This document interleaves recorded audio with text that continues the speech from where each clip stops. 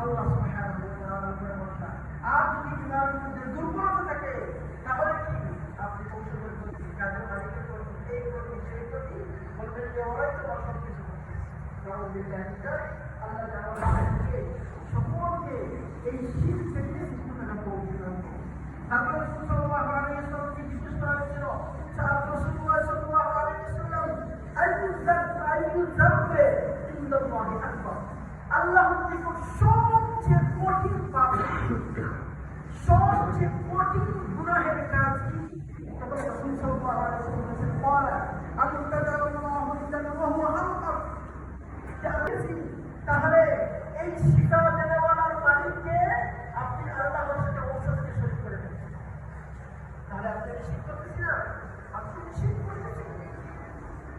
এভাবে অসংখ্য অগণিত কথার মধ্যে আপনাকে শিখতে হবে। তাহলে কিভাবে আমি আল্লাহ সুবহানাহু ওয়া তাআলাকে তাওয়াক্কুল করব, কিভাবে আল্লাহ সুবহানাহু ওয়া তাআলার সন্তুষ্টি অর্জন করব, এগুলো থেকে আমাদেরকে ঈমান আমাদের